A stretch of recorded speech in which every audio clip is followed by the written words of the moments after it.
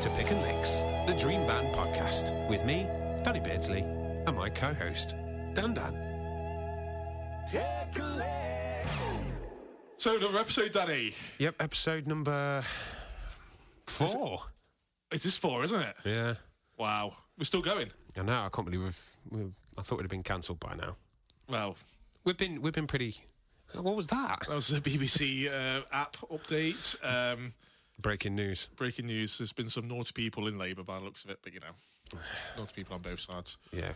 Well, let's not talk about things like that. Absolutely Let's not. keep it light-hearted and fun. Boring, isn't it, that is? Yeah.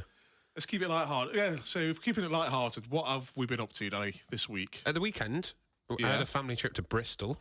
Bristol? Yes, we had a lovely time. Is it nice in Bristol? Yeah, it was a beautiful place. Is it a nice place? Yeah, beautiful place. There's just loads of things to do, loads of things to see. It's always quite exciting and lovely food. I took my daughter to a little science museum thing called We the Curious. It was brilliant. Oh, nice. Yeah, it was really good. What kind of stuff do you get up to there? I think the way it's created is it's like curious questions from children and then they get answered scientifically. I think that's what it felt like anyway. It was really interesting. Was it a bit hard for you? It was very hard for me. Very confusing.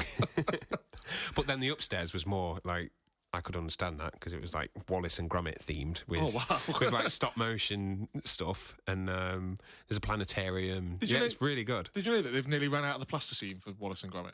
I did not know that. There's like one place that makes it and it stopped making it. So What? That's what I heard anyway. I'm pretty sure someone else could probably make something similar. Yeah, maybe. Play-Doh? Yeah, but it dries up and goes a bit crusty. Okay. It's a bit crusty, yeah. I don't want a crusty grommet, do you? Check that out on Urban Dictionary. Oh, God, I bet there was something there. I wonder what a crusty grommet is. Check it out, let us know. Yeah, give us a comment. We the Curious, great place to visit. There you go. There we go. 6-week holiday, summer trip advice. There you go. Brilliant. Thank you, Danny, for that. What else have we been up to? What have you been listening to? I've been listening to Nick Johnston. I know you have, because you sent me the link. I know, and what do you think? I'm obsessed. Yeah. I was worried when you first sent me the link, because I thought, oh, here we go. Canadian again. I thought, here's another blues rock band that I'm not going to like. He's a virtuoso of guitar. He's incredible. And he seems like a really sweet guy as well. I don't care about that. His guitar playing is absolutely amazing. You've got to be a nice person, Dan. Yeah, but you can't be a nice person and play horrible guitar. Well, you can, actually. Yeah. It sounds like music from a good guy, but I don't care about that because his music is that good. I mean, the album in particular that we've been listening to, Remarkably Human, Yes. it sounds like a film score to me. It's amazing. Yeah, it's something else. The chord progressions, and he tends to use augmented chords for any nerds out there, and it just adds so much tension. And he modulates a lot within his chord progressions, which in turn allows his guitar phrasing, his lead lines, to be so natural and organic and emotional. Emotional, definitely. He really holds back, doesn't he? He tells a story with the lead lines that he plays, and everything is a banging, kind of catchy, really kind of... Everything's an earworm. I mean, what's that track? My favourite one, Poison Touch? Yeah, Poison Touch. The entire album is incredible. If you're a guitar fan, it's an album to check out. I mean, if you're a music fan, check it out. There's no wasted notes, Danny. Every note is in there for a reason. 100% recommend it. Check it out. I bet you like the production as well. Oh, perfect. It's just... and so I was surprised nice to learn that he plays a Strat, but the guitar tone is gorgeous. Yeah, I mean... I just want to get a spoon and start eating it. It's that good. It's like a bowl of ice cream for my ears. Was it a bit... when I told you that he was using a Strat-style guitar, I think in the studio he was using a couple of Tellers and there might have been a Les Paul at some point. Okay. But primarily he's a kind of Strat-style. He plays Schecter, doesn't he? But did it make you feel a little bit sick hearing it was that style of guitar? A little bit, because I don't like the look of a Strat. I think to know that it can produce something so gorgeous sounding does make me feel a little bit sick. It's when someone that's really ugly has a really cute child. It's that kind of thing. The cute child's the music, the ugly parent is the Strat. Okay, we'll get it. Yeah, we get that analogy. That was a really strange analogy. You got to get him out there, though, haven't you? So, is there any other people like Nick Johnston? There's not many that have got his kind of... But it's what, Danny? Don't break that. I'll be in trouble. You'll be in trouble.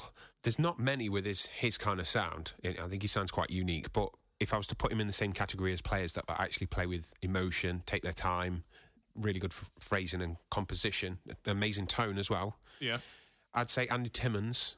He'd be a good one to listen to. I've heard of him, but I don't think I've ever listened to any of his work. I'll send you an album to listen to. Thank you. And Pliny. Oh yeah. Aaron Marshall of Intervals. He's a very good player. He's just a bit more modern sounding. Brilliant player though. But there's loads. I know you like instrumental stuff, so there's plenty. I'll keep sending you stuff, mate. I prefer it. You don't like vocals? Well, I think vocals can trap a song into a certain, I don't know, they can make or break a song, whereas you can put your own interpretation on beautiful guitar lead lines, make it to whatever you want it to be in your head. I suppose you can automatically fall into that kind of trap of having a standard format of a song, can't you? We've talked about this in interviews with Parallax Method. Not a very standard format. Anyway, I want to know what you've been doing this week, Dan. Well, it's another bit of a boring week, really, but you know what? I've just been to the park. And you were there too. It was quite funny. We didn't just go to a park, just us. We went with my wife and my child. Yeah, we're not weirdos. Yeah, we don't hang around parks. No, but we did a little assault course type thing. Yeah, and like timed it, didn't we? And like took it in race, turns. yeah. And one of the obstacles was, I don't know how would you describe it, Danny. It's like a springy seat type device. Yeah, it's like a seat on a car spring. Yeah, like a suspension spring mounted to the floor. Everybody's had to go on one of these at some point in their lives. Yes, normally when they're a child, though. The adult form of myself struggled with it. Shall we just say that? We have got video footage. I sat in this park amenity, and the weight of my heft drive me backwards into the floor, remained there for several minutes, it felt like. I think you said suplexed yourself into the ground. It literally German suplexed me into the ground. It was like Brock Lesnar grabbed me. And I was stuck, basically. So Danny had to help me get back up again. And he had about 20 kids in it, didn't it, Danny? So they were like pointing and laughing at you. Oh, you know. You were a light entertainer. I'm a light entertainer, what can I say? So yeah, that was fun. I enjoyed that. Oh no, I've also been to the Civil Workhouse National Trust. National Trust? Yeah, went to talk to some old ladies for a bit. You're really mixing it up. You're going from like playgrounds to... What are you saying? We should talk about the guest. Oh yeah. I noticed that you just looked at the screen to remind yourself of who's on this week. Yeah, who's it this week? Oh, who is it? Richard Shaw. Richard Shaw, the one that made it. That's the way I see it. Yeah, that's it, yeah. The one that actually made it. Out of all the people that we've played with and stuff, Richard's actually been in a proper band. He rose from the ashes of all the mediocre bands that we've all been in, and he's toured the world. With brilliant Cradle of Filth. Cradle of Filth and King 810. King 810. So we record this after the podcast, but I'll ruin a little bit. He just forgets one of his bands that he currently plays in. So should we mention it now, just so... Well, you'll have to listen to the end of the episode to be able to... Oh, that's true, yeah. Should leave people lingering. There's a little treat for you. Little treat for what he's in at the minute. Always great catching up with Rich. A very interesting guy. Got plenty of stories. And again, I think it's another great episode. Yeah. If I do say so myself. Proper sweet guy and an amazing guitar player. And he's a great friend. Yeah, so I really enjoyed the Chung years with him. It's been a blast, hasn't it? I mean, and before that, we played with him about 1 million times when he was in NG26. Shall we crack on with the show, Danny? Let's get this party started. Boom. Good job I went back in and checked. I wasn't recording my mic. Yeah, that was just going to be me then. Yeah. A weird one-way conversation. You'd be like, why is he talking to himself? Again. Amateurs. Well, we are amateurs. We are amateurs. What, a fourth one? Is that a fourth one? Yeah, the people who call themselves professionals, I kind of get a bit wary of. Yeah, I agree. And the people who've been doing it for decades and still think they're amateurs, I go, trust them. Yeah, they know there's more to learn and more to do. But you, Rich, you've been professional. Oh, I've been professional from day one, mate. You've been in some proper bands. Yeah. I try. That's all I can ever do is try. No one else tries. No one else tries. Should we kick it off? Introduce this young man. Indeed. So, who have we got on the podcast today, Danny?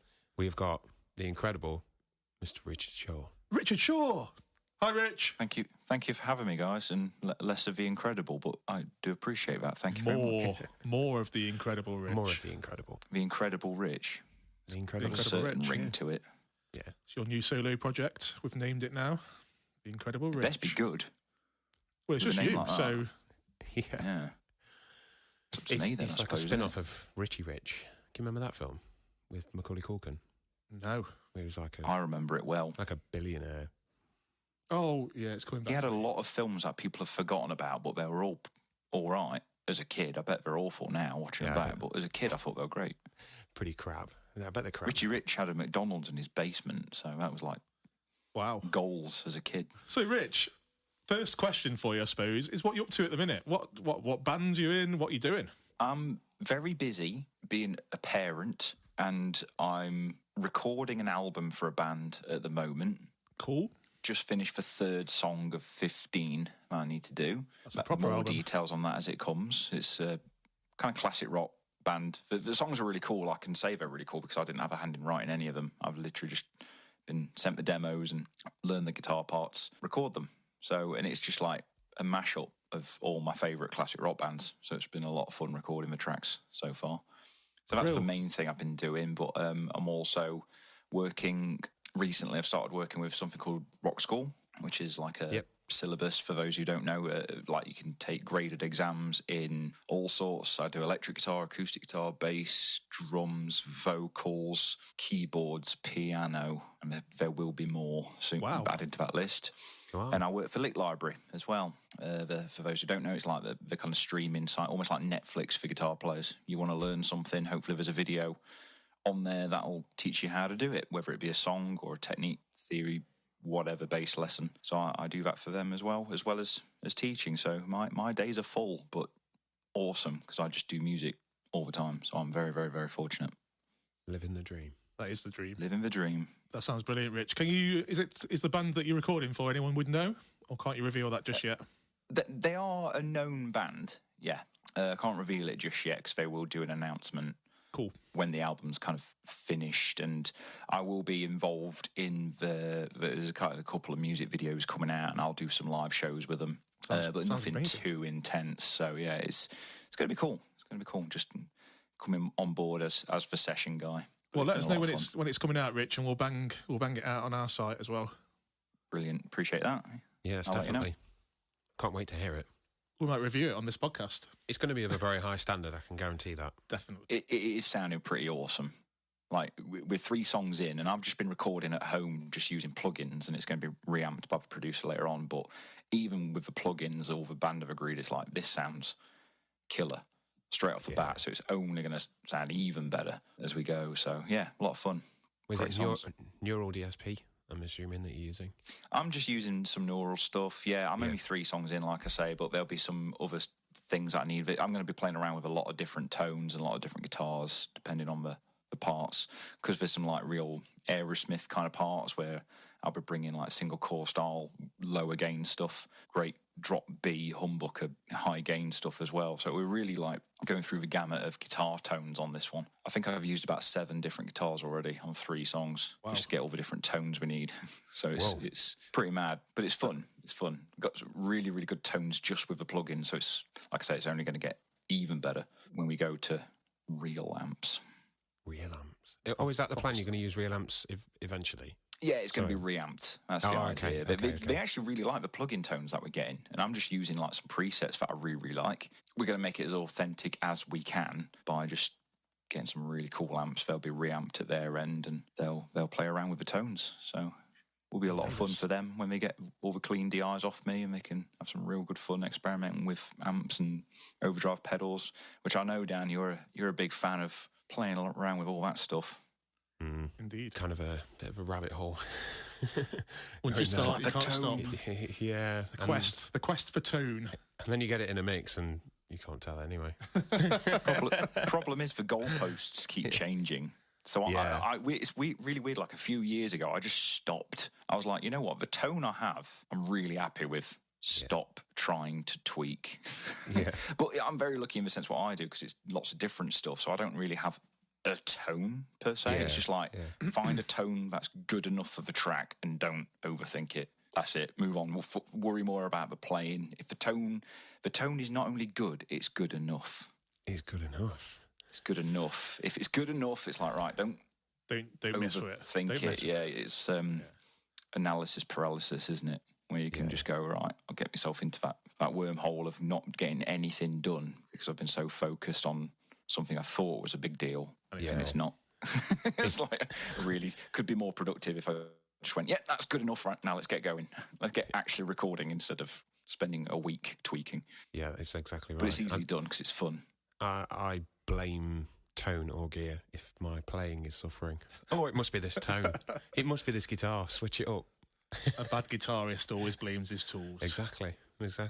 But neither are you a bad guitarist, so it's not true in this case. So Rich, you've been in quite a lot of bands in the past. Do you want to give us a bit of a run through of your history? Because it's quite intriguing. Ooh, wow. Right. I might have to get the CV up. And right from the start, my Rich. Memory of some right stuff. From the start. First band. Right from the start. I was born. Yeah. Into Kiss. Carrying a PRS SE. I think the first proper band people know me for, or that I did, was a band called NG26. That was a band with my brother on bass and mates from school who were also brothers, Chris and John Topley, Chris on vocals, John on drums. And that's kind of the band that did like 3 albums and quite a few EPs and singles and music videos and stuff. That's the band that I kind of got playing around the Midlands area and further afield, but how I got to know a lot of the Midlands rock and metal bands, really, like that's kind of how I got introduced to you guys through you playing with other bands. That's the band that kind of was the foundation of everything I did after, really.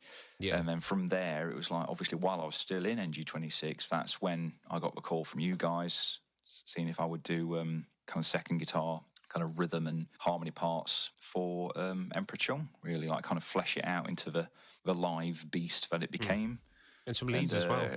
You did your fair share I did some leads. lead lines. I keep forgetting. I don't know why I keep thinking of myself as rhythm guitar for Emperor Chung, because I did not at all. just as many solos as you did, but I always thought of myself as rhythm guitar player. I don't know why. Just 2 guitars, wasn't it? And we just kind of it was very much share the actual role, basically. It was very much the Thin Lizzy Coed thing, where it's like 2 lead guitar players kind of thing. Like, and I missed that band. It was, I can say it, we had some bloody good songs and we were a bloody good band, you know, I thought. Yeah, I think so.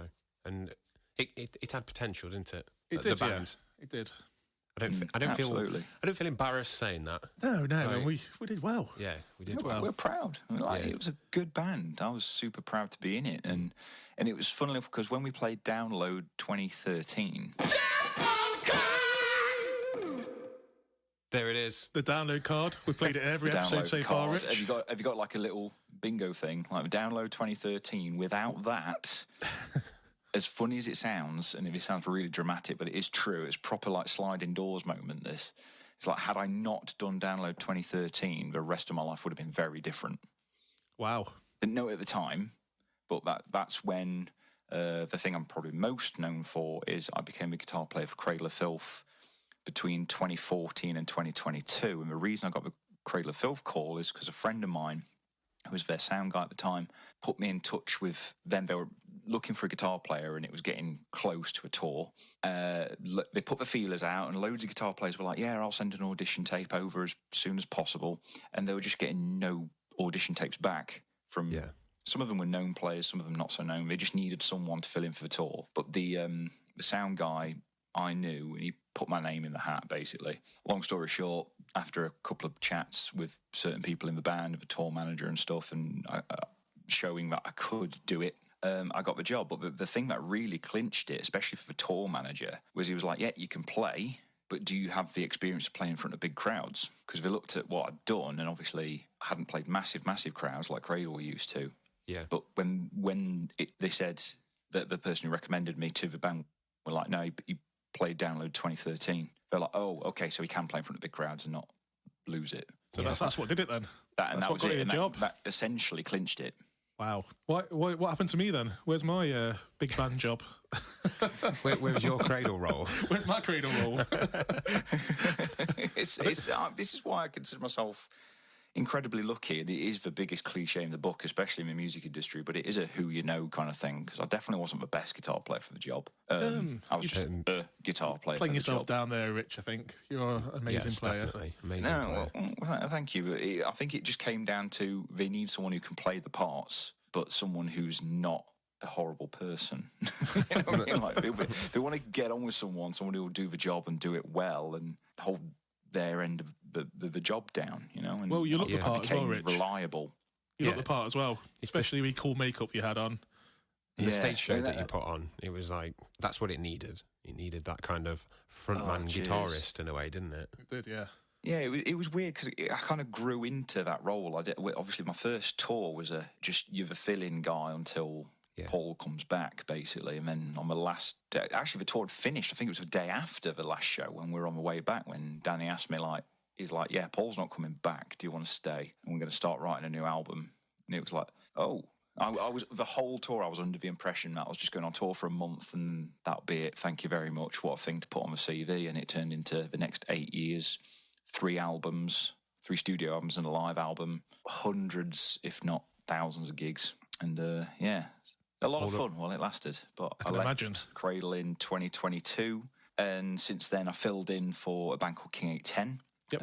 And that was a lot of fun doing their tour. That was a lot of fun. Like I did the European tour of 2022 with them, and I filled in with them on. They had like a little summer festival run in 2023, so I did that. So I'm always like in the wings in case their other guitar player can't do it. Yeah. I'm that guy for King 810. So it's been a lot of fun. But yeah, just filling in for people. I do guest solos, and anybody who needs a guitar player and wants me to do anything, I'm kind of up for it. That's kind of my role at the moment. So it's a cool place to be, though, isn't it? Very fortunate. You can fit it around everything else that you've got in your schedule. Yeah, which is very useful. Yeah, I'm very, very lucky because, you know, self-employed musician, I'm at the beck and call of whoever's needing me for that period of time. It's not like I'm working Monday to Friday, 9 to 5, and I've got to fit it in the evenings or whatever. It's a case of, okay, well, like, just finding the nuggets of time, even recording this album, find the nuggets of time to get it recorded. Yeah.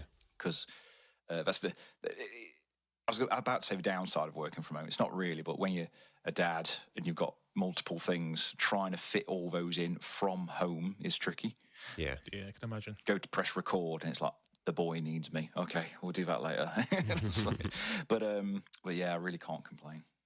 Have you got, with all the hundreds of gigs you've done, Rich, is there a favourite show you've done? One that stands out? Oh, I've got to play the download card again, haven't I? Is that your favourite? I mean, you played download with Cradle of Filth, didn't you, as well? I played Main Stage 2018. Surely that was better. I'll be honest with you, Download 2013 was a moment, as weird as it sounds, I think I was more present at that one, mentally present, because I was like, this is never going to happen again. Anything on this scale is never going to happen again. So I think I was more in the moment than I was at Download 2018. Okay. Not that I took it for granted, but you kind of felt the pressure a bit more, and it was like, right, let's make sure we do a good job, and then that's it. You come off stage, and it's like, it was over like that, and I don't really remember much of the gig, as much as I loved it, and it was a massive bucket list moment for me. There was a lot of technical issues going on that kind of put you off your stride a little bit, and not that we played badly, because we were in the middle of a tour, and it was fine-tuned, but technically there was a lot of stuff going on. We ended up having to cut a song because we went on late, because of such technical issues. Yeah. So I think I was more in my head about going, this needs to be awesome, to a point where I'm like, well, it's not, because we're having technical issues. But it was amazing just seeing that crowd. So that is the one that kind of stands out being a very memorable show. But like Main Stage Vacan, stuff like that, we went on after Judas Priest. Wow. Amazing. Things dreams are made of. Stuff like that, where you just go, this is mental. Absolutely mental. But it was a lot of fun. While it lasted, it was a lot of fun. Oh, wicked. Dude, we should mention that the little spin-off project we've been doing. Oh, yeah, I forgot about that. Of course. Busy Shore. Yes. Is it wrong that I forgot that when I'm talking to you now? No. I've just remembered it. I've just remembered it myself. Because we're both so busy, I think, juggling multiple things. You go, oh, yeah, of course. And that one slipped through the net. But yeah, the Beardsley Shore stuff is a lot of fun. And that happened purely from, I think, the genesis of that was me selling your old guitar back to you, wasn't it? The one I bought off you. Oh, you bought that back? All those years ago. Yeah, it's there. Oh, it's I bought it off you because I needed a more kind of high-end guitar with a stop tail because Emperor Chung was in drop C. And the only guitars I had whammy systems on, so I didn't really want to be tuning that down. So I was like, I need something with a fixed bridge. You said you were selling that, so I was like, okay, I'll have that off you. And I did. I think you regretted it not long after. I think it was instantly, said mate. If I was going to sell it back to you, I'll sell it back for you for exactly the same amount, and that's what happened. And it was just like, you know what, I'm not using this guitar anymore, especially since leaving Cradle. So it was like, there you go, you can have it back. It's yours. So it's a man of his word. And then you was like, let's do a side project. Yeah, well, we said we missed playing together, so should we have a go at writing something? And then we wrote No God of Mine. You wrote all the music, didn't you? And then available on all good music platforms. Thanks, Dan, for the. You're good at this. He is good. I'm trying. Yeah. And have you got anything else planned? Any other releases coming up soon? What I'll just add, it was mental that song was played on. Johnny Doom played it, didn't he? On Kerrang. Yeah. The people who heard it really liked it. It's a great track. It's just like anything. It's just getting it out to people. Yeah. Like if you can find the audience, I genuinely thought that was an awesome song. I mean, I loved what you did on it vocally and obviously guitar solo wise, and can't wait for people to hear the next one. Oh yeah, we've got a new one. Dan. Exclusive. Yeah, it's slightly in a different direction, isn't it, mate? But yeah, but I think that's a good thing. Where it's like, you know what, we're within certain boundaries. We don't have a lot of boundaries, if that makes any sense. It's like, that's what I love about rock music in general. Rock in itself is a massive spectrum. And, I mean, all modesty aside, I think we like to run the gamut of that spectrum. Yeah. Because we both like all kinds of different rock. It's like, well, why limit yourself to just doing a very certain subgenre or whatever? I'm not a fan of that. Yeah, all my favourite bands were never limited by what they did, so... I think we've seen that so far with the podcast. Even though we're a few episodes in, the bands have been so different members, different kind of styles. It's been a great little mix already, and it shows the range of kind of the band format, doesn't it? What you can actually achieve. Yeah. Rich, we're going to ask you to choose your role in this dream band. I think we know what the answer is going to be. Yeah, which instrument are you going to be playing? You're in it. You're in the band. I'm in this dream band. I'm gonna sell the merch in this dream band. Absolutely not. That's the hardest role. It is a very hard role. If you've ever been on tour with really good merch people, good Lord, one of the hardest jobs on tour. Really, really is. So I've probably thought too highly of myself there, thinking I'll sell the merch. I mean, because this band would probably sell them a lot of merch. You're obviously the guitarist, Rich. So I'm probably going to say rhythm guitar. I will be rhythm guitar in this. Okay, I'm very intrigued now. Surely you got to play some leads. You can play Rich. some solo at least, Rich. Yeah, do some leads. We'll do some Thin Lizzy, Uriah Heep-esque harmonies. Yes. Okay. Yes, I was hoping for this. So I was hoping some proper leads as well, Rich, because I love your lead playing. So rhythm. Oh, bless you, thank you. So advanced rhythm. Let's call it advanced rhythm. Advanced rhythm. We'll call it advanced rhythm. Rhythm with benefits. Rhythm with benefit. Perfect. I like that. Perfect. I like that too. I'm so using that. What guitar do you play? Rhythm with benefits. And have you got a special guitar that you use on this tour? Have you got a certain in this band? Sorry, have you got a certain guitar you'll be using? What's your favourite one? Is this like a fantasy thing? Yeah, you can use any. Fantasy, yeah, it's a dream. Use any guitar ever. Any guitar ever. What would you use? I'm looking over and my PRSs going, I'll just take one of them. Yeah, they are. Fair enough. You've got a very good collection, mate. I've got a very nice collection of PRSs. I'm very, very fortunate in that sense. But as much as I love PRSs, there's still a side of me. And my problem today is I've watched the... have you seen the Gibson TV series of where they show you the collections of certain people? Yeah, there's the Kiss one, isn't there now? I've not seen the Paul that one Stanley one I watched today, and it's like, now I just want a 1959 Les Paul, really. So in a perfect world, I think I'd do that. You do realise as soon as you pick it up, you'd be like, oh God, this plays like a bag of nails. Yeah. Yeah, I'd use it for one song and then be like, actually, I've just remembered why I don't play Les Pauls. Back to the PRS. Because I'm approaching 40 and my back will hate me. So are you picking one of your PRSs then? You've got a favourite? I think I'd use, the kind of PRS. I've got a 1993 Custom 24 that's just got a certain mojo about it. Like everyone who's played it has just gone, that is a very nice guitar. I can't put my finger on it why. Mm-hmm. It does sing. Just sounds great, feels great. You've played it, haven't you, Danny? Yes, I've played that one. Very nice guitar. Yeah, it's a lot of fun. So, so I'll play rhythm guitar with the 1993 Purist Custom 24. Perfect. Thanks, Rich. So up next is a reminder of our rules. It's not a rule. We've got some rules. Here's the rules, Rich. Brace yourself. Okay. They're very complex. It's only 2. So firstly, you can't pick anyone that you've been in the band with in the past or in the band with currently. Okay. And then you can't choose more than one member from the same band. Because why would you? Okay. Otherwise, it's just the same band with you added, isn't it? Yeah. Okay. So, any questions before we move on? No, I thought there were the rules beforehand. Good. So I've thought about it. Yeah. And the other rule, if I need to check this, does this person need to be alive? No, they can. No. We can resurrect. We have the That power helps. to resurrect. We have the power to rise from the grave. Rise from your grave. Back to Jesus again. Like, you guys are pretty good at this. We can resurrect, anyway, at least. We're not claiming to be Jesus, but we can resurrect. And they will be in prime condition. They're not kind of dehydrated. They will resurrect We're not in gonna their have to, like, prime Walking form. Dead, this, are we? Maybe we'll soak them in water for 20 minutes first and they'll be all right. And you can choose what era they're from as well. You can specify, right, I want them Choose from... the era. Yeah. Wow. We don't mind that kind of... In fact, we encourage it. endorse that kind of... Do we? I don't know about endorse. Okay. Encourage is Well, we as far as I encourage. go. Okay. I've gone too far with that. Yeah, you always go too far, don't you? It's time to choose the first member. Your Dream. drummer. Who are you picking? I think this one's obvious to a lot of people who know me, but Mike Portnoy from Now Again, Dream Theater. Bloody hell. I think he's been mentioned in a couple of pods already. I don't know if he's been picked yet, though, has he? He's not been picked, but I called it. I knew Yeah, he'd he pick- called and it, I knew he He's did. like, Mike Portnoy's his frigging prog hero. He loves the guy. He's So the why? reason I got Why? into prog. It was Okay. the reason I got into prog, and he's just one of those players.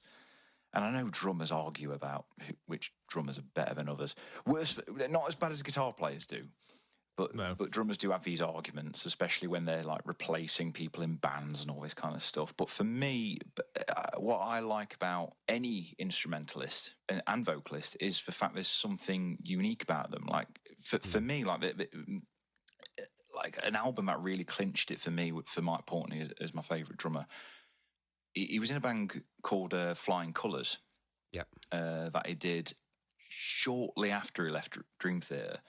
And it was very much kind of almost like a power pop kind of thing, like, but with prog elements, with power pop, like bands like Jellyfish and all that kind of stuff. And he was literally just playing a really simple 2/4 groove. And you're like, that's Mike Portnoy. It could not have been any simpler, but you're like, how do you know it's him without Yeah. thinking about it? I saw him play with Twisted Sister when I was over in Canada with Cradle of Filth, forgetting he was in them, and I was like, this artist area, and he was playing like We're Not Going to Take It or whatever. Relatively simple drum beat, relatively simple drum part, and I was like, that's Portnoy. I had to like crane my neck and go, it's Portnoy. I think that's the same with any great musician, isn't it? You know it's him. You know it's them. Yeah, they've got signature sound, haven't the they? signature- Signature feel and yeah. everything. We said this previously Exactly. with a previous guest, didn't we? About Portnoy having a... You just know straight away. Like his work with Winery Dogs, and he did something with not Buckethead, the other guy, Ron Bumblefoot. Oh, Bumblefoot. Yeah, Yeah. Sons of Apollo, Yeah, that's a great band as well. It seems like to me he went on a mission to prove to Dream Theater that he could play everything with everyone. He That's played the with thing. Avenged as well, didn't he? Avenged Yeah, Sevenfold for played an with album. Avenged. Funnily enough, my favourite Avenged album is that one. Yep. It's a very good album, that is. Yeah, he didn't write the parts per se. Apparently, he wrote the cymbal parts because all the revs parts were done on an electronic drum kit. Okay. So obviously, there's so many cymbals you can have, and the Rev's favourite drummer was Portnoy, so they asked him to come in, and they were like, "Well, if you can keep the fills as close to the record, from what I gather, keep the fills as close to the record as you can, but the cymbals do what you want." And so you can tell it's him even just from the cymbal work. But he's so technical, but he's got one hell of a groove. And again, you just know it's him. From a simple groove, you know it's him. Have you got a favourite piece of work from him, Rich? Favourite song? Favourite album? Oh my Lord, that's really difficult. That's why I asked it.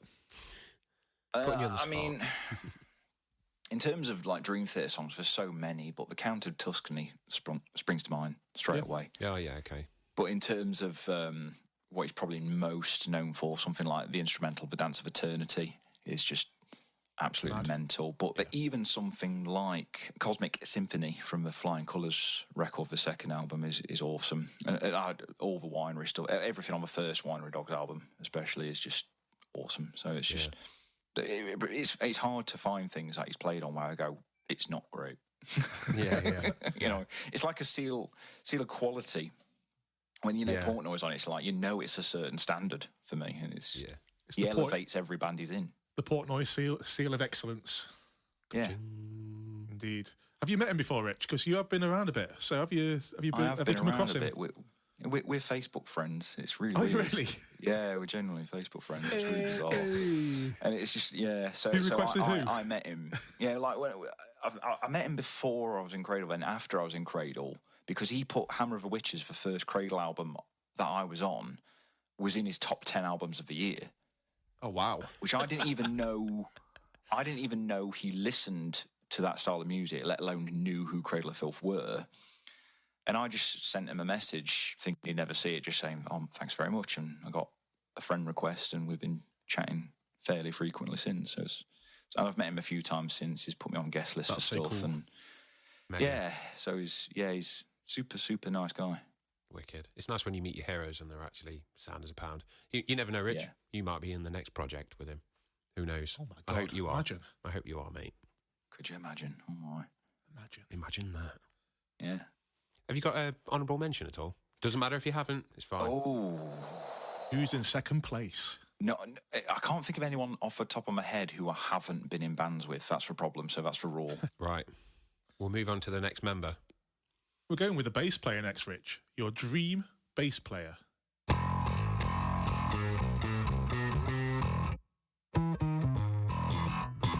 See, I've found this one incredibly difficult. Because there's so many awesome bass players I can think of, but I've really struggled to think of one. You've got to have one. And I'll be honest with you, I was hoping I'd get on this and go, I know it would come to me in the moment, and it's not, because I've been really struggling with a definitive answer for this one. Who would do a rock solid job? It's an obvious one, almost like Steve Harris from Iron Maiden. Steve Harris. Would be an obvious one. The galloping crazy man. Yeah. That's an obvious one, but it's kind of like, I don't know if it'll work with the other members I've chosen. But someone like Donald Duck Dunn, I should say. I don't know if you know that guy. He basically played on everything you've heard, but probably didn't know it was him. He's played on like all the Motown stuff. Oh, okay. Right, okay. The reason why a lot of people play the way we play. I thought you said Donald Duck. The reason why a lot of people use a P bass. Yeah, I thought you said Donald Duck as well. Duck. His nickname is Donald Duck. It's Donald Dunn is his name. Donald Dunn. Okay. I'll check him out. I don't think I've. I've not come across him before. But he's just such an inspiration to a lot of people, even in rock and metal, because it's like the bass was incredibly loud in the mix. You think of every classic song from the 60s and 70s where it's like the bass is loud. It's most likely him on bass. He was kind of part of that whole kind of session scene where we need a bass player, hire him. So it's like you've heard him probably more than any bass player on the planet, and it's. Oh wow!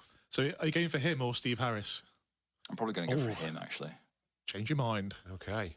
So Donald Duck Dunn with Mike Portnoy on drums. It's interesting. Well, I've not heard of Donald, so I'm going to have to look after this podcast. Yeah, go on Wikipedia and all the stuff he's played on. You'll be like, of course I've heard his stuff. But that's what I love about these session guys, where it's just like, you look at the history and you're just like, I've been listening to these guys my whole life, and I had no idea. No idea. And I didn't realise how influential they were in my playing. As bad as that sounds, it's only until you think after the fact, after close to 30 years of playing guitar, you go, who did play on these records? The unsung heroes. That were probably as influential as me playing as like Queen, Beatles and Metallica, you know? It's like, but I never really thought about it because there'd just be odd songs here and there, but it's all the same people who play on all these songs. Well, we'll check him out after this. Yeah, he's one of them. He's a legend. Have you met him before? Is he still alive? Who knows? No, I don't think he's with us anymore. I might be wrong. We'll raise him for you. With us. We do need to carry on in a second, but before we do carry on, Danny's just done a Donald Duck impression. I thought it was banging. So do you want to just show Rich your impression of Donald Duck? That was scary. I don't know what happened there. It's because it was a bit saliva. It sounded good before. Yeah, I know. I was going to say. That's disgusting. I'm scared. I was going to say, which cartoons have you been watching? It's a like someone having Halloween edition. Never. It's all that There you kind go. of stuff. Oh my God, I'm not even trying it. We're keeping that in. We was going to put one in post, but we don't need to now. Don't We need can to just now, use that one. We're going to move that earlier on. Excellent. Anyway, Glad to be of service. well, it's your area of expertise. Yeah, I'm taking this one back off. Take it. I'm not going anywhere near it. You can have it. They're all arrogant bastards anyway, They these are. lead guitarists.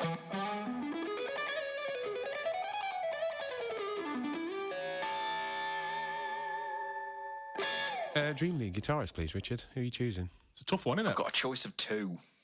No, you haven't. You've got a choice of one. And funnily enough, in my again, it was one of those things before. I was like, it'll happen in a moment, and it's not. But the thing is, I'm going to choose because the weird thing about this, if I choose one person, I'll bump them up to vocalist. Okay.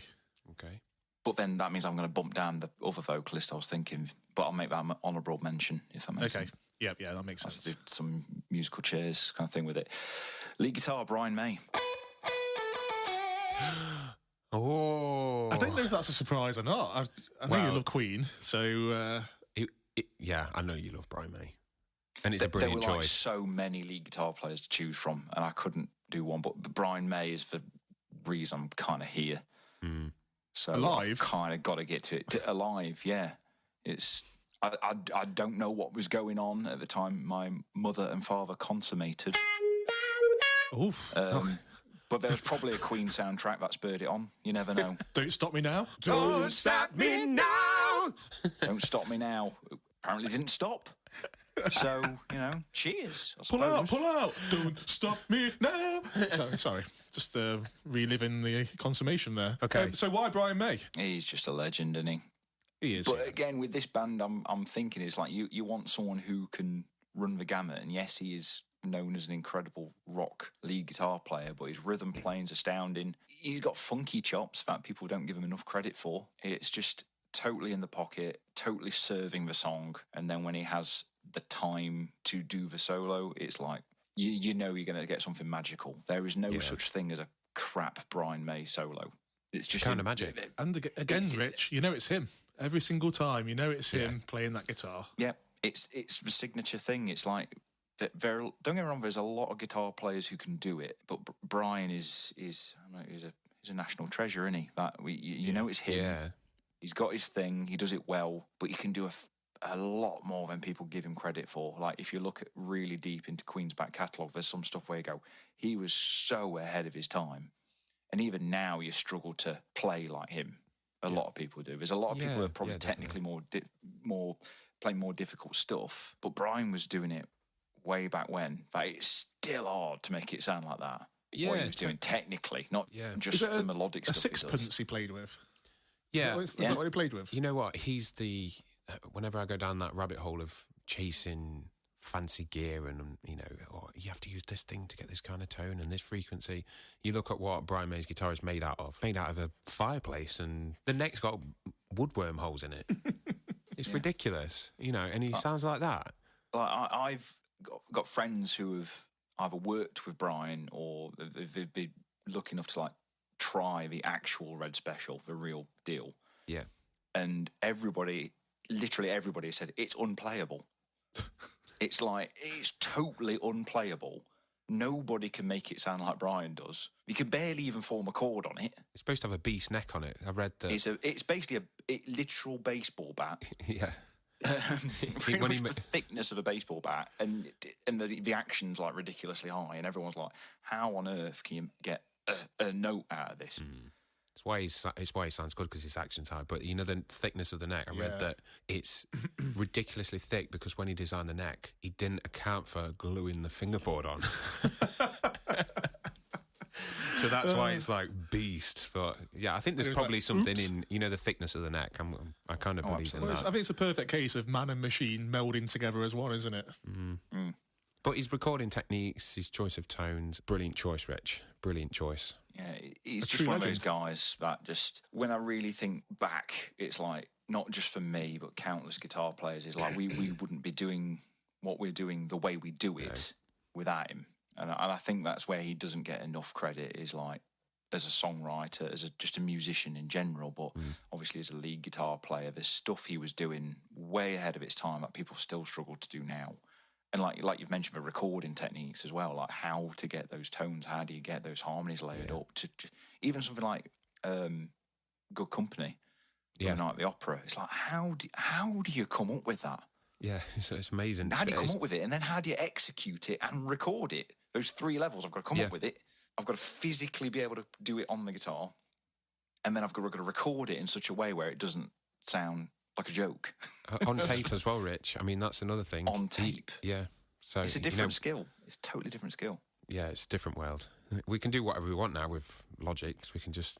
And still not sound that good. No, not sound that good. Nobody sounds as good as Brian. Brilliant choice, Rich. You got a favourite song from him? Favourite piece of guitar work? Well, my favourite Queen song ever is Love of My Life, but I think in terms of the guitar playing, it probably is... I was about to say in Good Company, but Killer Queen springs to mind because I just find it, still to this day, God knows how many times I've heard it, but it's just mesmerising still to this day. Like, how do you come up with that? The arrangements are amazing, aren't they? They're insane. Yeah. Absolutely really cool insane. track. If you isolate one of those parts, you're just like, that's a good enough solo. Yeah, totally. That's like better than most people will ever solo. I mean, you put all the arrangements around it, and you're just like, how do you come up with this stuff? It's just genius stuff. And I don't use that word lightly. I think Innuendo is another good track for guitar playing. Have you ever heard the isolated tracks? I've heard some isolating tracks of certain tracks, but not every song. It'd be nice if I could, actually. Have you met him before, Rich? I'm sure you probably have. So you met everyone. I haven't. You haven't? And he's in one of my 5 people that I say if I ever met them, I genuinely don't know what I'd be able to say other than thank you. And give him a hug. And probably try and hug him, yeah. Yeah. I'd try and Chase stroke him, his hair. give him a hug, yeah. I'd go straight for the hair. There's him, Nuno Bettencourt, James and Kurt from Metallica. I forget who the 5th one was. I think the 5th one's died now, so that's not going to happen. But it's, I just wouldn't be able to, probably Paul McCartney. If I just met them, I'd just be like, thanks. I literally life-changing artists for me, because I have, funnily enough, I met Charisse through music, and had I not picked up a guitar, probably our son wouldn't be born. It's stuff like that where you just think that's mad. Yeah, it's crazy, isn't it? I try not to think about that too much because it generally freaks me out. Think about anything long enough, Rich. It freaks you out. Yeah. To be fair, 99% of people I know I would never have met had I not picked up a guitar. So cheers, Brian. It's all Brian's fault. Yeah. Wouldn't have met you guys. No. Thank you, Brian. Cheers, Thank Brian. you, Brian. To Brian. All hail Brian. I think it's time to move on to the dream vocalist. Who's singing, Rich? Who you got singing for you? Now, this is why it was tricky, because the lead guitar player, this was also the lead guitar player spot. Okay. But I'm going to give him the vocal, and that's Prince. Ooh. Oh, okay. You could have given him the bass slot as well, Rich. He was a Could have given banging him bass the player. anything slot. To Prince, Anything, exactly, yeah. That sounds weird. Prince singing. But Prince is just one of my favourite singers ever. The honourable mention that I was struggling with was vocals Jeff Buckley. Oh, yeah. Very different, though. But it's a different kind of thing. But again, I think it's Prince because, again, just for sheer breadth of genres he can tackle on anything, let alone vocally. It's just, as a songwriter, as an instrumentalist, just And anything. as a frontman, Rich, as well. The front man, just... It'd be incredible on everything. stage. Him and Brian May, point 9. Rich, you on stage as well. It's going to be madness. And Donald Duck. Yeah, And Donald Duck. But this is the thing, it's anything... I'd like to think any genre we dabbled in, it would be a rock band. Yeah. But any genre you can include they'd be more than capable of handling it. And not only handling it, but it would sound authentic. Yeah. Yeah. Because there's a lot of bands I hear who go, oh yeah, we're a rock band, but we do this. And then you listen to what they mean by that. It's like, no, you're a rock band. There's no shame in saying you're a rock band. Why do you feel like you have to be a rock band that infuses this with this and this? It's like, yeah, but when you do it, it sounds like you forced it. Yeah. And it sounds like you don't live and breathe that music for it to sound authentic. Say you're a rock band, there's nothing, it's not a dirty word, it's fine. But I think they would be able to do it authentically. Oh, definitely. What's your favourite Prince song, Rich? It's a cop-out to say Purple Rain, isn't it? Well, it's a banging song, so it's not really. But, I think most people would agree with that. Controversial. I'm not a fan. You're not a fan of Purple Rain? I'm not a fan Did of you hear that, Prince. Rich? End of. You're not a fan of Prince? I'm not a fan weird. of Prince, no. totally understand, as weird as it sounds, I totally understand why people don't like Prince. But probably for the reasons they don't like Prince is why I love Prince. So it's kind of one of those things. But Purple Rain's the obvious one. But I mean, the entire Purple Rain album is just, there's a reason it's a classic. But he's another one where how many albums did he put out? Close to 60? Far too many. And it's like, it's not like he was releasing crap albums just to get them out. The quality was insane. Absolute madness. It's a madman. Absolute madman he was. In fact, we'll resurrect him as well then. We'll get him resurrected. Yeah, it's been a lot of resurrection in this. There is going to have to be, isn't there? That's the thing. I grew up listening to a lot of bands who are either no longer with us or I don't know, or they're in their twilight years, let's put it that way. So many bands that I've seen where I've just gone, so born in the wrong decade because that sucked. Yeah. As horrible as it sounds, like some of my favourite bands I've gone to see and I'm like, nah, I wish I'd just not bothered, to be honest with you, because now I don't like them as much as I did. I saw them live, I went, oh, never mind. Yeah. Rich, there's some bands I've seen where I've just gone, oh my God, they're better than they've ever been. Before we summarise your choices, Rich, I'd like to ask a question first. Mm-hmm. So, on tour with Cradle of Filth, is there any juicy gossip you've got from the tour days? Any mad moments you'd like to reveal to the world? There are a lot, but I don't know if I get in trouble for them if I said them out loud. I was afraid of this. Am I allowed to swear? Yeah. Fuck yeah. Some people shitting themselves on stage. Oh, you? Did you shit yourself? Not me. Do you want to name the member? I've been close. I'm not going to name a member, but... We know that it was somebody in the band at that time. It was... we played a show in Israel. And let's put it this way, there was a reason why there was an extended, unplanned drum solo. Said person got changed. Did they nap you up? Had to shower down, I think, from the sounds of it. Because what happened was we got dinner really late. Like, we got to this venue in Israel, and like part of the ride is like when you get there, there's kind of food provided because obviously we're touring. Just as soon as we get there should be something to eat for us. And it took until this was about 10 o'clock in the morning. We rolled in, and I think it was about 5 o'clock. We finally got some food. Oh God! And it was lovely, but there was a lot of it. It was all sushi, so we were just there piling the sushi. And I think in Israel we go on stage at like 6. Yeah. So you're like going, this first thing I've eaten all day, pile it down. Warm Not sushi. Not a wise idea. And could have been... I was about to say it could have been worse, but I was thinking it could have come the other way. But I don't know which is worse. At least you can kind of hide the way that did happen. Vomiting's a bit more metal, isn't it? Like on stage, if it was to happen, you could tie it into the show. It'd have been great if you all vommed at the same time, like synchronised vomiting. I mean, it could tie into the Cradle of Filth. It could really add to it. If you do it in like really project it like The Exorcist, it probably could have like added to the almost vibe like of the band. Fireworks into the air. Yeah. Do it on beat one. Well-timed vomit. Well-timed vomit is a win in any party situation, I find. I concur. Pyrotechnic Vomitechnic. That's the name of the band. This is the name of the band that we're going to... The Dream Band. You can't do it with your arse, can you? That would be a bit like... Oh, you can. That's too metal. That's a subgenre. Sub being the key word there.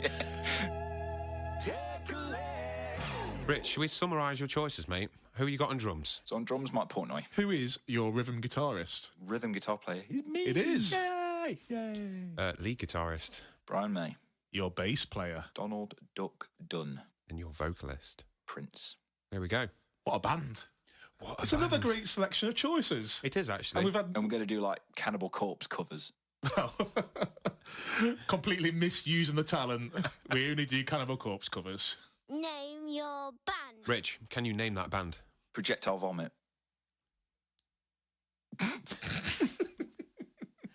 Why not? I don't know. Why not? Did Brian agree to this? I can't imagine Brian agreeing to that name. Although I don't think he agreed to name Queen, did he? I think Brian would be all right with it. We'd have technically 2 royals in the band. We'd have Prince and Brian May from Queen, so there's a couple of royals in there. So maybe the royals. Do you think the band will get on, Rich? Do you think you'll be a cohesive unit? Do you think you'll be good? I think we'd get on well. Yeah? You know. Do you think anyone will cause any trouble in the band? There's always one, isn't there? Normally the drummer. It's probably me. But actually, no, it'll be Brian May because he comes across as a right so-and-so. No, he doesn't. He's like the loveliest bloke ever in the industry. I wonder what he was going to say then. Yeah. Brian May, I don't think anybody ever in the history of people could say a bad word about Brian May. I can't think of one. Probably people who like fox hunting and stuff. Oh, yeah, fox hunters might not like him. Yeah. But do we care about them? We don't care about them at all. Indeed. No. We care about Brian. We care about Brian. We do care about Brian. Long live Brian May. Yeah, indeed. I can reiterate that. Long live Brian May. What a national treasure. Indeed. We need to keep him like in a bubble. Well, you can do that in the band, Rich. You can look after him. You can be his carer. Yeah. I could be rhythm guitar / security / merch seller. Perfect. Oh, yeah, he's doing merch as well. He's doing merch as well, yeah. Doing merch. Yeah. Do I have to book the gigs as well? No, it's your dream band. You don't have to be doing that. Rubbish. No. Rich, it's been brilliant seeing you, mate. Thanks for taking the time And to... you. It's Yeah, been it's a been pleasure. It's banging. been great to talk to you both. It's been Next time you're up this far way, too long. let us know. So where can you be found on social media, Rich? Where can people find you? Tell us everything. Quite a few things, I imagine. Yeah, I only really use Instagram and Facebook, and they're all at Richard Shaw Guitarist. I tried the TikTok thing. It's for kids, isn't it? It's for kids. I don't get it.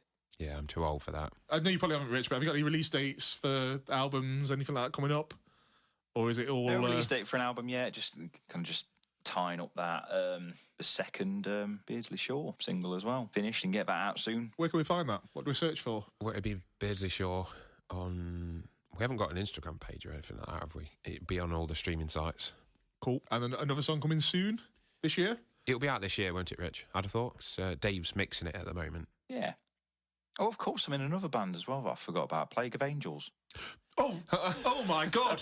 I totally This is the one that you was on the bloody One show with Plague of Angels. Yeah, we're on the One show with that. Oh my God, I'm Rich. I'm in This is embarrassing now. That's one project kind of tied up that will start again pretty soon. And yeah, I forget these things. So, yeah, we'll have to do a part 2. Well, you have to come back. We've got some plans, haven't we? So there might be some other episodes you can come on in the future. Yeah. But where can we find Plague of Angels, Rich? Good old Instagram, Facebook, all that stuff, and all the streaming services. Plague of Angels. BBC iPlayer? Is the episode still up? It might be on iPlayer. I'm assuming it is for one show that was aired on such and such a date. I'll have to find it. You can tell I'm brilliant at marketing. You need a manager or something, Rich. Yeah, I need to get Heather on it. She'll make sure I remember everything. She's ours. Okay. She's got enough on with this podcast.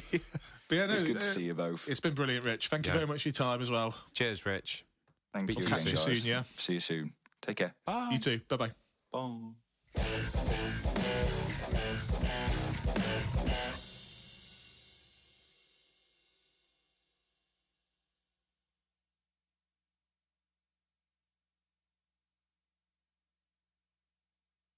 Wow, Danny. Woo! So, Rich's dream band. What did you think? Mike Portnoy was no surprise. I knew that Rich would pick Mike Portnoy. Yeah, that was definitely not a surprise. It's a rock solid choice. I mean, he's amazing. Well, he's been mentioned a few times already, hasn't he, Mike? Yeah. As on previous episodes. And he is a solid choice, isn't he? You can't say it's a bad choice at all. Yeah. He's above the industry standard, in my opinion. He's above it. He's beyond it. Who is the industry standard drummer for you? Taylor Hawkins was like an industry standard drummer. So Donald Dunn. Yeah, we've done a bit of research. We've gone back to listen to some of his back catalogue. I mean, it's vast, so he's been on so much stuff. Vast. It's really hard to kind of pick some songs out, but we've got a couple of examples, haven't we, that we see as classics. Yep, something that fits into your favourite genre of music. Albert King, Born Under a Bad Sign. Oh, a bit of blues, eh? Yeah, it is quite bluesy. Quite bluesy. And then also Eddie Floyd, Knock on Wood. He's got quite a distinct tone, hasn't he? His bass tone. I think it's like that kind of era, isn't it, really? Is he playing fingerstyle? Oh, yeah. I imagine a bass player of that calibre. Almost certainly, yeah. Yeah. Definitely with his fingers. But how would he fit in this band? That's something that I'm a little bit stuck on. I'm seeing a clash between Portnoy's drumming and Donald's bass playing. But he's obviously got the skill there, but it's the... Will he have the will? Will he have the will? Is he being forced to play this against his own musical choices, maybe? I suppose it's that like clash of eras in a way, for me. That's the only thing. That's what makes this interesting, though, isn't it? Yeah. Thinking about these combinations and will it work? Can you remember that YouTube series where they used to just put random stuff in a blender? Will it blend? Can you remember that? Will it blend? Will it blend? And I think 99% of the time, sorry to ruin it for you, it did blend. Really? So this is like that. Will it groove? Will it groove? But would Donald Duck Dunn and Portnoy. Mike Portnoy? I'll finish that sentence for you. Will it groove? Will it groove? Will it groove? Well, we'll let everyone linger on that question. We'll let you decide. Yeah, it's more of an unusual combination. It's a combination that I wasn't really expecting because I'd not heard of Donald, his name anyway, which is absolute sacrilege because what a legend. Yeah. But also, in terms of the next choice, Brian May on guitar, I think Brian would go well with Donald Dunn, but I also think he'd go well with Mike Portnoy. Yeah, so maybe he'd bridge the gap between the two. Yeah, so and sort I of bring think, those two worlds that together. works in a way. Yeah. I don't know why I think it works. I'm just saying it does. I suppose it is quite a mixing pot, isn't it? It When we is, think yeah. about it. Yeah. Yeah, because I'm thinking of Mike Portnoy during the Dream Theater era, but maybe if we assume he's kind of dropping into that Winery Dogs, more bluesy rock kind of, that kind of reduces that gap in a way. Yeah, Does that make sense? Dream Theater Portnoy does not blend well with Donald Dunn. Or Brian May. Or Brian May. They'd both be really annoyed, wouldn't they? Like, Mike, calm down. Calm down. Calm it down a little bit. Dude, the first album I ever bought was Another World by Brian May, his second solo album. I was not expecting that. Yeah, it's still one of my favourite albums. The first album you ever bought? Yeah, first album ever. I can't remember what mine was. Daft Punk Discovery, weirdly. Wow. That was my first one from Woolworths in Ilkeston. I also bought Santanga from that Woolworths as well, many years later. And I remember, very poor choice. I remember what you did with that CD. Did it go out? You just flipping launched it out your window. Out my car window when I was driving. Mid-journey. I had enough of the snare drum of doom. Yeah, it's a bad snare. Oh my God. I had enough of Lars. The best thing that came out of that album was documentary, Some Kind of Monster. It's a brilliant documentary. It really does show how hard it is to be in a band sometimes. With Lars. Well, I absolutely would not be able to be in a band with Lars, and I don't think anyone I've been in a band with has been as bad as Lars. Not even you, Danny. But anyway, on to Richard's next choice, which was Prince. Which you're not a fan of, are you? I'm not a fan of Prince, no. What, in any way? No, I despise that guitar that he played. I don't use that word lightly. It's a bit much, isn't it? Oh, it's horrendous. What was he thinking? Yeah, but... I don't want to speak ill of the dead. I'm not trying to do that, but that guitar... He's been resurrected. I didn't like it when he was here, so... Just to clarify, he's been resurrected for this band anyway, so he's not dead in terms of this podcast. Yeah. You're not a fan of Purple Rain? No. Oh, yeah. You like blues rock? I like Prince. We're all right, aren't we? We're all right. We're still friends. Yeah, we're still friends. For now. I don't know what he's done to you. It's not that I don't like the man, I just don't like his music. I don't know what he's done to you or your family, but he's obviously done something to upset you at some point. Might I add, I didn't know the man. I haven't got a problem with him as a person. I didn't like his music. And I definitely didn't like his guitar. Okay. And the last member was Rich, of course. What can we say about Rich? Probably the weakest member of this band. I'd argue. You'd say that Prince was weaker than Rich? Yeah. I knew you would. And obviously that's no diss on Rich. He's just in the band with ridiculous people. I remember when we first started playing alongside Rich on the unsigned scene. When we were, the circuit. Yeah, back in the early days, and he was in NG26. I mean, you want to hear some of his guitar playing on some of those albums. There's some killer riffs on there and some very shred-tastic guitar solos. Oh, definitely. And he was a single guitarist in that band, wasn't he? So it was all on him. Yeah, he filled a lot of the soundscape, didn't he? Yeah, with definitely. Being one guitars. And then when we formed Emperor Chung, his solos on like Pyramid and lead lines in Victory's Calling and doing the dual harmonies together was always fun. I loved all the dual harmonies. Yeah, my favourite bits. An absolute pleasure working alongside Rich. And then, obviously, what was the first album with Cradle of Filth that he recorded on? Hammer of the Witches. Hammer of the Witches. When Rich joined that band, I thought it was a turning point for Cradle. For me personally, I actually like listening to those. Some great guitar lines. I don't think the vocals improved much. I'm not the fan of the vocal. It is quite extreme, but the music is very grand and it's theatrical, isn't it? Yeah, it's got that keyboard and stuff. Yeah. It's got some texture to it, hasn't it? His stage performance is outrageous. He's brilliant, isn't he, on stage? Yeah, definitely. And then working together again on like the Beardsley Shore stuff. Oh, yeah, you've done that recently, haven't you? Yeah. I mean, when we started talking about, all right, let's do a track together. I mean, what the theme was. We started out trying to do like an Alice in Chains thing, and he came back with some riffs. It was like, yeah, that'll do. Yeah, spot on. Bang on the money. And you've got another track coming soon, haven't you? So, yeah, we've got a new... That's sort of more of a Tremonti kind of route. Oh yeah, I've heard that one. Yeah. Good for everyone. I got a sneak peek. Yeah, you got a sneak peek. I'm privileged. I'm in the Totally Radical studio, so I get to hear a lot of the pre-work, and I approve. He approves. I think with Richard's technical knowledge on the guitar, his technical ability, and his compositions working alongside these It's a mad band, isn't it? Yeah. It's mad. I think there's going to be a lot of proggy elements in there. Yeah, definitely. At times. It's it's dripping with talent. Yeah. It's literally dripping. It's sodden. Yeah. Sodden. I mean, I'm not sure how all the egos are going to work together. Prince will be a nightmare. I think even Portnoy will be a nightmare. I think Brian May and Rich will just be, and probably Donald Dunn will just be chilling somewhere. They'll be chilling. While the egos thrash it out. Yeah. But you need a little bit of tension in a band. It helps with the creative process. A little bit, yeah. Probably don't need this much. So, would you go and see him? Oh, definitely. I'd go and see it just for Brian May. I'm Rich. Sounds rich. What about you, Danny? Would you go and see him? Yeah, 100%. I'd definitely be there. Definitely. I'd be very intrigued to what they come up with. Yeah, well, I'd be interested in seeing what style of music they come out with, and whether it's going to lean modern or lean kind of old school classic. Maybe it's going to push and pull from both. It could go any direction, couldn't it? Well, it was a pleasure having him on the show. Always a treat. Again, I said it already, but I love having these guys on that we've got a bit of history with. And yeah. Chat some shit for an hour or so. It's been lovely. It's been great. Yeah. Therapeutic for me.